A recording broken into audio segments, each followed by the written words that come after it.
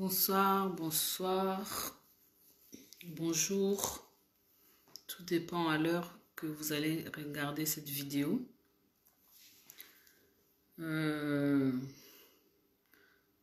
J'ai tenu à faire cette petite vidéo, enfin c'est direct, pour essayer un peu de parler un peu d'un sujet tabou qui touche toutes les couches sociétales, qui touche généralement toutes les personnes. Un sujet auquel on n'en parle pas beaucoup, c'est celui de viol, les relations incestueuses dans nos familles africaines et autres. Pourquoi j'ai décidé de faire ces directs là ce soir? Depuis hier, je suis un peu brisée, mon cœur s'est brisé, mon cœur est triste. Il est vrai que c'est pas nouveau de parler des viols, c'est pas nouveau. Parler des incestes, c'est pas nouveau. Hier, j'ai partagé un message, un post sur ma page de l'association. Il s'agissait d'une lettre écrite par une adolescente de 15 ans à ses parents qui a mis fin à ses jours, qui s'est suicidée suite à une relation incestueuse, à des viols avec les frères de sa maman. Si vous êtes là, réagissez. Si vous avez envie de réagir, réagissez. Il est vrai qu'on parle beaucoup de la sexualité dans les écoles. On parle de sexualité à nos enfants. On parle de sexualité à la télévision. Mais jamais on parle de la sexualité du côté incestueuse. On ne parle pas assez de l'inceste dans nos maisons. On ne parle pas assez de cet interdit autour de nous. Pourquoi? Parce que c'est un tabou. Bonjour, département des femmes. Bonjour, depuis Kinshasa. Alors, dans cette lettre de cette petite fille de 15 ans qui a écrit une lettre à sa mère avant de se suicider, elle expliquait dans son courrier qu'elle était très heureuse avec ses parents. Elle avait tout ce qu'une jeune fille de son âge pouvait avoir. Elle avait tous les cadeaux, elle voyageait, elle avait de l'argent, elle avait tout ce qu'une petite fille peut avoir. Ses parents voyageaient beaucoup, ses parents n'étaient pas présents souvent, mais ses parents n'étaient pas assez attentifs. Cette petite fille a été violée pendant 3 ans par le frère de sa mère, son oncle. Et cet oncle qui a vécu dans la maison familiale pendant 3 ans, qui a abusé de cette petite fille alors qu'elle n'avait que 13 ans jusqu'à ses 15 ans. Et par la suite, cet oncle est parti, je crois, au Canada, et cette petite fille a décidé de mettre fin à ses jours. Elle s'est suicidée parce que elle a été brisée, elle a été très très mal. Et en partageant ces posts, j'ai été quand même un peu... j'étais touchée par des messages des gens qui écrivaient, qui compatissaient par rapport à cette petite fille. Mais ce qui m'a choquée, c'est des gens, des hommes, des femmes qui condamnaient cette petite fille. Il y a des messages très très difficiles. Il y a des personnes qui disaient que oui, cette petite a gardé silence pendant 3 ans. Cette petite n'a rien dit pendant 3 ans. Elle s'est fait violer pendant 3 ans par son oncle, alors qu'elle disait être heureuse, alors qu'elle disait avoir tout à la maison, alors qu'elle avait ses parents. Mais comment elle a pu garder le silence pendant 3 ans? Il y a des gens même qui disent dans les commentaires que voilà, elle a aimé se faire violer pendant 3 ans, elle a été heureuse pendant 3 ans, elle était bien avec cet oncle. Le fait que cet oncle ait quitté la maison l'a brisé les cœurs et elle a mis fin à ses jours. Vous savez, on n'en parle pas assez de l'inceste dans nos familles. surtout dans les familles africaines, chrétiennes ou pas chrétiens. L'inceste existe bel et bien. C'est pas nouveau comme phénomène. Ça a existé, ça existe et que ça existera encore et encore. Mais c'est tellement un tabou dans nos familles qu'on n'en parle pas. Il est important qu'on en parle à nos enfants, qu'on en parle dans nos églises, qu'on en parle dans la société. On nous parle de la sexualité, de l'homme, de la femme. On nous interdit d'avoir des rapports sexuels avec des hommes et des femmes, surtout quand on est chrétien, quand on est enfant. Mais rarement on nous parle de l'inceste dans nos familles. Moi, on ne m'a jamais parlé de l'inceste dans ma famille. Pourtant, ça existe. Pourtant, je l'ai vu. À un moment donné, il faut qu'on arrête d'être hypocrite. Les gens qui mettent des commentaires, qui ont commenté sur ma page, qui oui, cette petite fille de 3 ans, mais est-ce que vous savez, un enfant, une jeune fille de 13 ans, être pris dans les pièges d'un homme, d'un monsieur, d'un père, d'un frère, d'un oncle ou d'une tante? Parce que l'inceste, ça ne concerne pas que les hommes. Il y a des femmes qui sont incestueuses. Il y a des femmes qui violent des enfants. Il y a des femmes qui font des attouchements aux enfants. Quand on parle d'inceste, on a l'impression que c'est que les hommes qui sont concernés. Quand on parle de pédophilie, on pense qu'il n'y a que des hommes qui sont concernés. Il y a des femmes pédophiles. Il y a des femmes incestueuses. Parents, maman, papa. Mais je m'adresse plus à nous, femmes, à nous, mères. Parlons à nos enfants. Parents, parlons à nos enfants.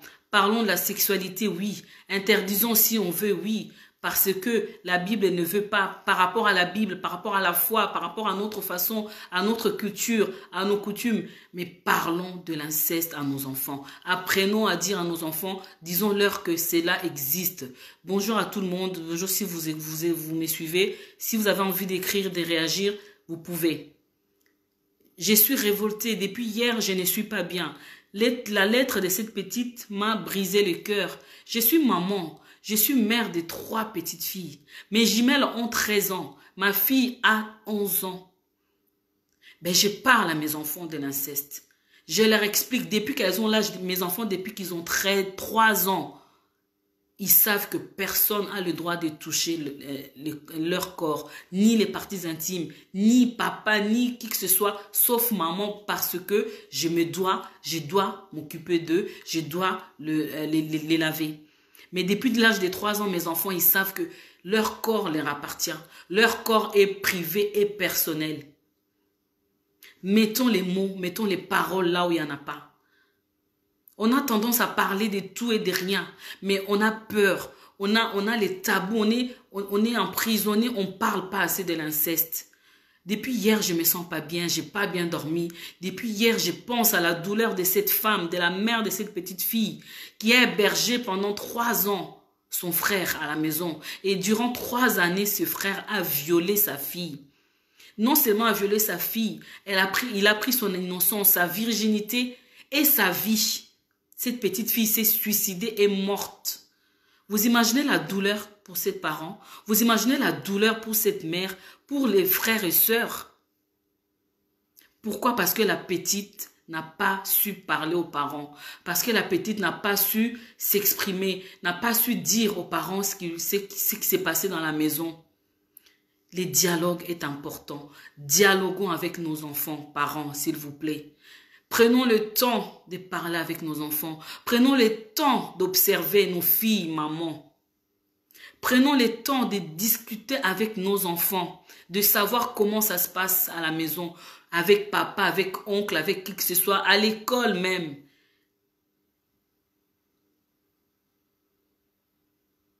Ça fait mal. Chaque jour, quand j'ouvre des réseaux sociaux, il y a des moments où je n'ai même pas envie d'ouvrir mon Facebook. On entend parler un viol par-ci, un viol par-là, un père a violé, un père a fait ceci. Mais où va le monde?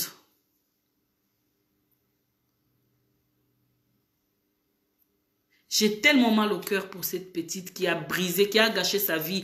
À 15 ans, s'est suicidée. Pourquoi? Parce qu'un oncle a abusé d'elle pendant 3 ans. Et les parents n'ont rien vu pendant 3 ans. Ils ont tout donné à cet enfant. L'argent, l'amour, les cadeaux, les voyages. Mais ils n'étaient pas là. Ils n'ont pas pu observer les changements dans la vie de cet enfant. Parents, ayons la sagesse, ayons les réflexes d'observer les changements dans la vie de nos enfants. Quand on voit qu'il y a quelque chose qui ne va pas, que notre fille, que nos enfants, filles comme garçons, réagissent différemment, soyons attentifs. Observons ces petits changements dans la vie de nos enfants. Les viols, les incestes, ça se passe souvent dans la famille, je vous assure. Il y en a, ils disent, oui, comment elle a pu se taire pendant 3 ans. Une petite fille de 3 ans. Vous avez déjà été face à un homme, à un manipulateur, à une personne qui vous menace pendant des années, qui dit peut-être qu'il va vous tuer. Moi, j'en suis sûre que cette petite, cet oncle maternel, moi, j'ai un seul oncle. Je pense que les gens qui me suivent un petit peu connaissent mon oncle. J'ai un seul oncle, les frères de ma mère, que j'aime énormément. Je suis très complice avec mon oncle. C'est la personne que j'aime beaucoup. C'est vraiment ma maman. Ma mère n'est plus là, mais cet oncle a remplacé ma mère. J'ai confiance en mon oncle. J'ai confiance en mon oncle. Imaginez une petite fille qui se trouve avec son oncle maternel, à qui elle a confiance, à qui il partage peut-être des choses, des journées. Et cet oncle a gagné confiance à la petite. J'en suis sûre que cet oncle a dû dire à cette fille qu'il l'aimait plus que ses parents. Je ne sais pas quelle ruse il a utilisée pour pouvoir fermer la bouche de cette petite pendant 3 ans, qu'il a violée pendant 3 ans. Si vous n'avez jamais été en face d'un manipulateur, un prédateur sexuel, un violeur, vous ne pouvez pas dire que les gens font exprès. Il y a des adultes qui se font violer, mais qui n'osent même pas, qui n'arrivent pas à parler. Les spécialistes des viols vous diront que lorsqu'une personne est violée, il y a quelque chose qui se passe dans sa tête. C'est comme s'il oublie. C'est comme si la personne ne se rappelle plus de rien. Il y a un truc qui se passe dans la tête que les gens n'arrivent pas à parler. Les adultes, des femmes violées qui n'arrivent même pas à s'exprimer. À combien plus forte raison, une petite fille de 13 ans qui a confiance à un oncle, qui vit avec un oncle dans sa maison, qui l'a violée pendant 3 ans. Et le fait que cet oncle est parti, c'était une libération pour cette petite fille. Mais elle a été brisée. On l'a tout volé, son innocence, sa virginité, sa vie. Elle n'avait plus goût à la vie. J'ai rencontré des gens violés. J'ai rencontré des jeunes filles, des petites filles dans les cadres de mon association, des enfants violés qui n'ont plus droit à la vie, goût à la vie, qui ont envie de se suicider, qui ont envie de mourir. Pourquoi? Parce que pour eux, ils ne servent plus à rien. Cette petite fille de 15 ans a préféré mettre fin à ses jours. Pourquoi? J'en suis sûre qu'elle se sentait mal, sale. Elle dit dans son courrier, vous pouvez aller voir si vous voulez sur ma page, si la lettre est postée. Elle disait que si elle pouvait recommencer, ses parents seraient ses parents, mais ses parents n'ont pas vu. Maman, parents, soyons attentifs avec nos enfants. Évitons d'amener les gens dans nos maisons. Évitons d'héberger les gens dans nos maisons. Je l'ai dit haut et fort. Je n'héberge plus personne dans ma maison depuis que je suis maman. Depuis que mes enfants savent parler, marcher. Je n'héberge plus personne dans ma maison. Je n'ai plus confiance aux gens, aux oncles, aux frères. Je suis désolée si ça va choquer les gens. Je ne suis pas là pour plaire les gens. Je ne suis pas là pour caresser les gens. Vous ne savez pas c'est quoi être en face d'une petite fille de 5 ans, 8 ans, 10 ans, violée par son père, violée par son frère. Vous ne savez pas ce que cela fait. Ça brise une vie. Ça brise une vie. C'est révoltant de voir tous les jours des enfants se faire violer. C'est révoltant. On parle de la violence faite aux femmes. Je suis une des premières à militer contre ça. Je suis contre la violence faite aux femmes, même aux hommes. Mais on ne parle pas assez de viols faits à nos enfants, à nos filles. Nos filles sont violées dans nos maisons.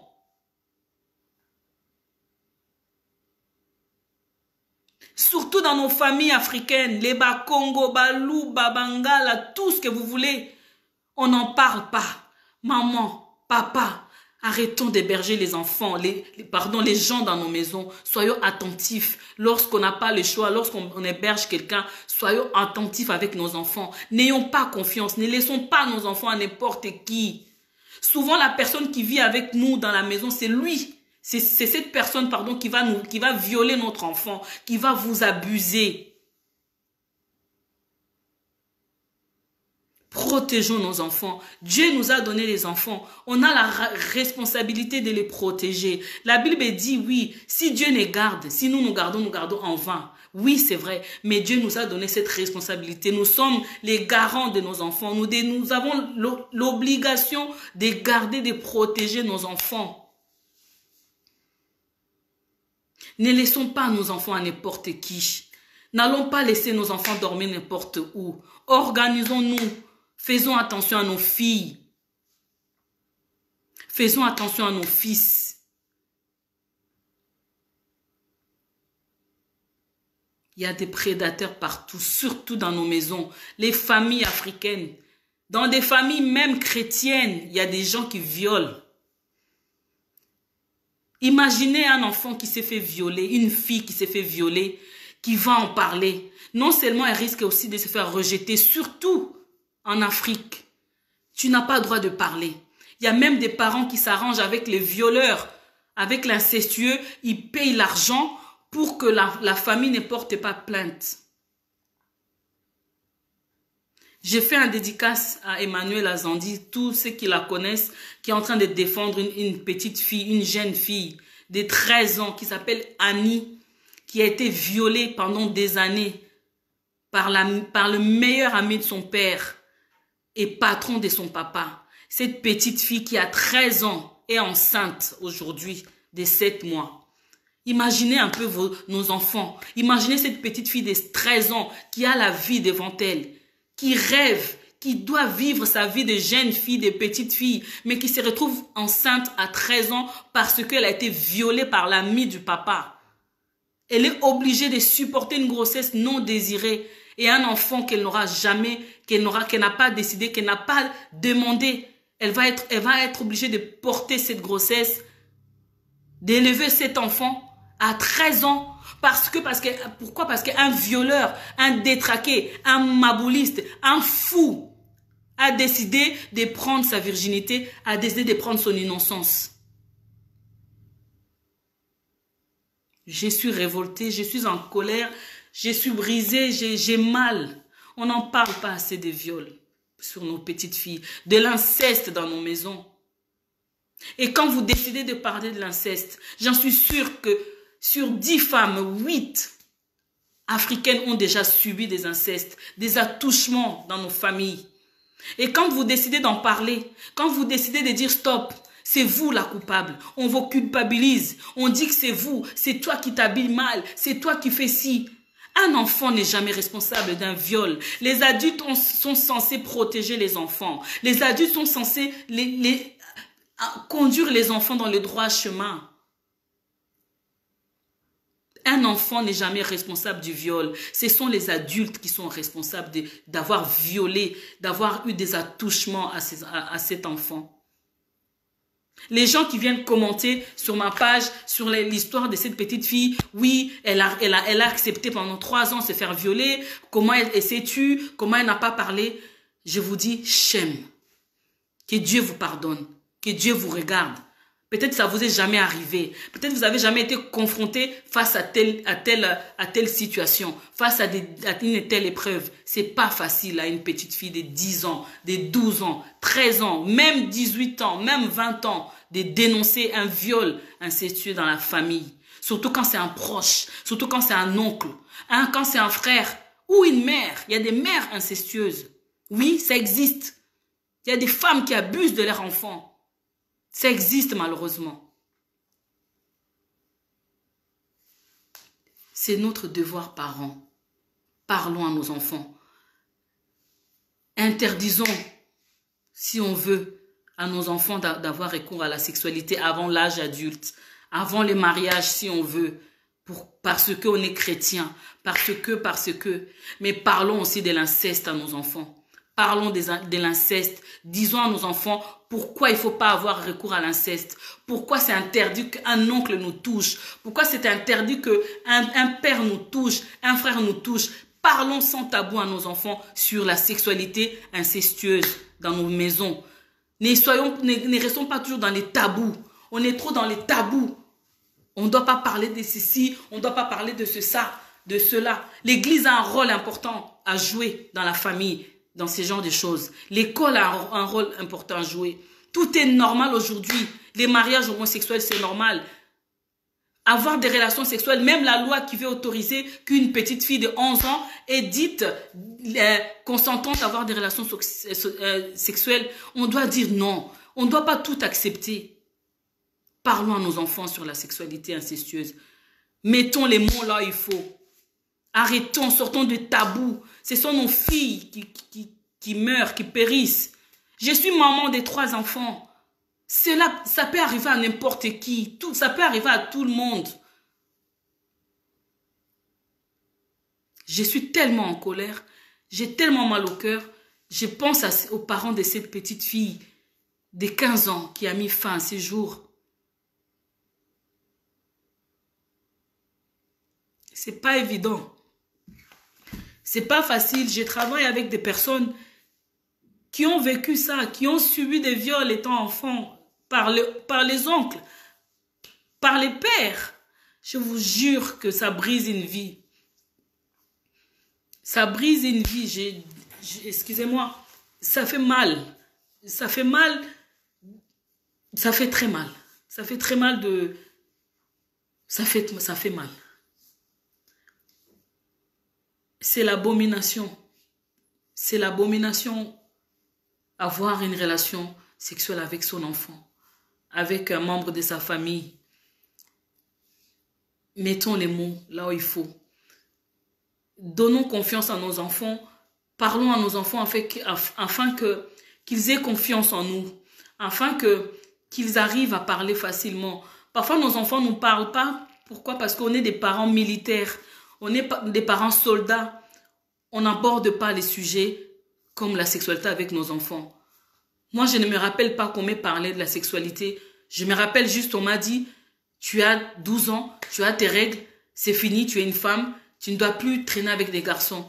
Mais on ne m'a pas expliqué c'est quoi la sexualité. On ne m'a pas expliqué c'est quoi l'inceste. J'ai été confrontée à ce genre de situations, malheureusement. Et quand vous en parlez, c'est vous la fautif. Donnons confiance à nos enfants. Donnons la parole à nos enfants. Parlons-en autour de nous. Maman, mère, je lance mon cri des mères à toutes les femmes qui m'écoutent en ce moment, à toutes les femmes qui vont m'écouter. Nous sommes les mères protectrices. Nous avons cette responsabilité. Nous portons la vie. Nous donnons la vie. Nous sommes les piliers. Nous avons cette matrice. Protégeons nos enfants. Protégeons nos filles. Et parlons à nos enfants. Évitons de ramener tout le monde chez nous. Évitons d'héberger des gens chez nous. Même si on héberge les gens, soyons attentifs. Observons. Soyons observatrices, soyons observateurs vis-à-vis de nos enfants. Nos enfants sont précieux. Nos enfants sont les plus bons cadeaux que Dieu nous ait donnés. Protégeons nos enfants. Protégeons nos enfants, s'il vous plaît. Et une grosse pensée à toutes ces personnes qui vivent en ce moment ces atrocités. Et ma pensée va à toutes ces femmes. Toutes ces femmes qui sont en ce moment loin, là-bas, à plus de 8000 km d'ici, à Beni. On ne parle pas assez. Il y a des femmes qui se font violer chaque jour, tous les jours. des enfants qui se font violer, et des hommes même, là-bas, loin à Beni. On sait ce qui se passe dans notre pays. On sait ce qui se passe au Congo. Je profite aussi pour en parler parce que on n'en parle pas assez. On n'en parle pas. Les médias se font sourds d'oreilles. Soutenons ces femmes. Pensons à ces femmes. Prions pour ces femmes. Prions. Si on peut pas agir directement, partageons, prions pour eux. Soutenons des associations qui sont sur les terrains, qui luttent, qui accompagnent toutes ces personnes qui subissent des viols. Et toutes ces associations qui agissent, qui sensibilisent sur la cause des viols. Et surtout, protégeons nos enfants. Parlons à nos enfants.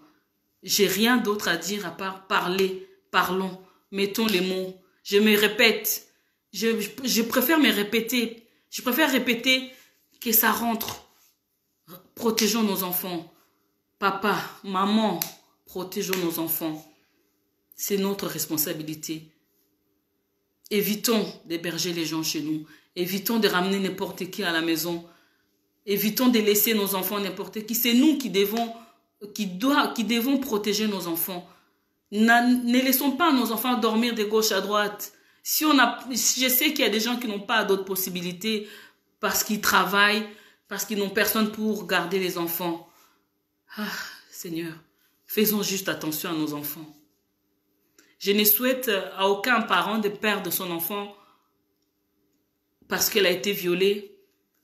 Se faire violer, c'est perdre sa dignité, c'est perdre sa personne, c'est perdre tout simplement sa vie. Donc voilà, j'avais vraiment envie de faire cette vidéo, de parler de l'inceste. C'est une gangrène en fait, c'est ce qui pourrit notre société, c'est une gangrène qui pourrit nos maisons, nos églises. Et on n'en parle pas parce que c'est un tabou. Tu ne dois pas parler. Si c'est ton oncle qui t'a violé, si c'est ton frère, tu ne dois pas parler. Pourquoi? Parce qu'il y a la famille, il y a les autres, il y a la société, il y a tout ça. On doit dire stop. Ça suffit. C'est nous, parents, qui devons donner confiance à nos enfants afin qu'ils puissent parler lorsqu'il y a un viol, lorsqu'il y a des attouchements. Les viols, c'est pas seulement passer à l'acte. C'est faire des attouchements, c'est un viol. C'est un viol. Et sachons croire à nos enfants. Vous savez, il y a des familles où lorsque, je l'ai vu et je l'ai vécu, encore il n'y a pas très longtemps, lorsqu'il y a la libération de la parole, lorsque la personne a parlé, et il y a des gens qui rejettent ces enfants-là, qui rejettent ces personnes-là. Maman, écoutons nos enfants. Même si c'est difficile à entendre, ne rejette pas ton enfant parce que elle a parlé. Ne rejette pas ta sœur parce qu'elle en parlait. Je parle des enfants parce que je suis maman, c'est mon côté mère. Mais on a des sœurs aussi. On a des frères parfois à la maison qui peuvent être abusés par nos maris, par nos enfants aussi. Donc, croyons, mettons les paroles, libérons, croyons à nos enfants. Quand une personne parle, quand un enfant parle, ayons l'oreille attentive pour écouter. Ouvrons nos oreilles pour écouter. Ne faisons pas la sourde oreille, ne fermons pas nos oreilles, écoutons nos enfants quand ils parlent. Il y a beaucoup de mamans qui vivent parfois dans des couples monoparentaux ou composés. L'enfant va parler à la maman, l'enfant va dire « oui, maman, j'ai été violée ». La mère va préférer écouter le papa au lieu d'écouter son enfant. Soit elle va traiter l'enfant de menteur, soit il va carrément rejeter son enfant. Pourquoi? Parce qu'elle veut sauver son mariage. Mais il n'y a jamais d'ex-enfant. Il y aura un ex-mari, il y aura une ex-femme, mais il n'y aura jamais un ex-enfant. Donc, apprenons à protéger nos fils, nos filles. Protégeons nos filles et nos fils face aux viols, face aux attouchements, face aux relations incestueuses. Soyons attentifs, surtout, ouvrons nos yeux. Ouvrons nos yeux. Essayons d'être observatrices vis-à-vis de nos enfants. Lorsqu'on voit un changement, un enfant qui a été violé, un enfant qui a subi des attouchements, elle change des comportements. Soit elle se renferme sur elle-même, soit elle devient agressive, soit elle ne mange plus. Soyons observatrices, c'est comme ça qu'on peut sauver, c'est comme ça qu'on peut savoir ce qui se passe réellement. Offrir des cadeaux à nos enfants, c'est pas interdit. Donner de l'argent à nos enfants, c'est pas interdit, mais donnons du temps à nos enfants. Prenons le temps de discuter avec eux. Prenons le temps de parler avec eux. Prenons le temps de s'amuser avec eux. Prenons le temps de sortir avec eux. Et surtout, protégeons nos enfants. Il y a tellement à dire. Merci pour toutes les personnes qui vont suivre, qui me suivent, qui vont suivre cette vidéo. N'hésitez pas à partager. Si vous avez besoin d'écrire, de commenter, vous pouvez écrire. Si vous connaissez une famille qui en ce moment traverse cette situation difficile, un enfant qui a été violé, un enfant qui a subi, soyons des mères pour ces enfants-là. Soutenons ces familles-là, prions pour ces familles-là. Prions pour les Congos, prions pour les familles qui se trouvent à Béni. Les fêtes arrivent. Chacun prépare ses fêtes, chacun prépare ses cadeaux, mais sachez que quelque part, il y a des gens qui n'auront pas la grâce, qui n'auront pas la chance de passer des fêtes en famille. Ces orphelins qui sont de gauche à droite, dans des orphelinats qui n'auront peut-être pas la chance de sourire. Essayons de redonner un petit sourire. Essayons d'apporter un espoir à un enfant, à un orphelin. Si vous connaissez une association, peu importe laquelle, si vous pouvez faire un don. En France, il y a aussi des associations qui soutiennent des personnes défavorisées, des personnes dans les besoins. Faites un geste. Quand vous donnez à un orphelin, vous donnez à Dieu. Quand vous soutenez une veuve, vous soutenez à Dieu. Dieu se souviendra de vous d'une manière ou d'une autre. Si ce n'est pas vous qui bénéficiez de cette grâce, ce seront vos enfants. Un bien fait n'est jamais perdu. Pensons à ces personnes qui sont dans le besoin, à ces personnes qui ne vont pas fêter Noël, à ces personnes qui n'auront pas un repas, à ces enfants qui n'auront pas un cadeau parce que le Père Noël ne passera pas. Si vous pouvez faire un don à une association, à un orphelinat, vous pouvez être en France et soutenir un orphelinat au Congo. Vous pouvez être en France et envoyer un sac de riz au Congo. Soutenez un orphelin. Soutenez une veuve. Soutenez un vieillard. Contactez des associations autour de vous que vous connaissez. Apportez un sourire. Et prions pour nos familles qui sont à Béni. Ces femmes qui sont tuées chaque jour, violées. Pensons à eux dans ces périodes de fêtes. Merci à toutes les personnes qui m'ont suivi. Merci à tout le monde. Partagez cette vidéo autour de nous. Et maman, pardon. Papa, Yaya, Noko. Protégeons nos enfants. Protégeons nos enfants. Le monde va mal. Les vies existent. L'inceste existe dans nos familles. S'il vous plaît. N'allons pas perdre nos filles. Nos filles ne vont pas se suicider parce que nos filles ne vont pas se suicider parce qu'un frère a violé. Aucun parent ne mérite de perdre son enfant parce qu'elle a été violée pendant 3 ans sous son toit. Merci à tout le monde. Désolée, il est tard, mais j'avais vraiment besoin, j'avais envie de dire un mot par rapport à ça. Et s'il y a des pasteurs ici, s'il y a des hommes de Dieu, parlez de l'inceste dans vos églises. Les hommes de Dieu là, vous nous parlez de la parole. Merci, gloire à Dieu. Moi-même, je suis croyante, je suis chrétienne, j'aime Dieu de toutes mes forces. Mais vous avez la responsabilité aussi, les églises, de parler de ces choses, de l'inceste. Oui. Parlons-en autour de nous, parlons-en à nos enfants. Interdisez-nous des relations sexuelles, oui, mais interdisez aussi les relations incestueuses. Aucun enfant ne mérite d'être violé. Un enfant n'a pas besoin de ça. Un enfant a besoin d'être protégé. Un enfant n'a pas demandé à subir des viols, des attouchements. Un enfant est innocent. Laissons nos enfants vivre dans toute innocence, qu'ils vivent leur vie d'enfance jusqu'à l'âge adulte, jusqu'à ce qu'ils vont découvrir la sexualité. On n'a pas le droit d'arracher la virginité d'un enfant. On n'a pas le droit d'arracher la sexualité d'un enfant. C'est interdit, c'est mauvais, surtout quand ça se passe dans la famille. C'est l'abomination. Je suis tellement en colère, je suis tellement triste, je suis tellement mal. Merci beaucoup. Soyez bénis. Mon cri, ton cri, cri des mères.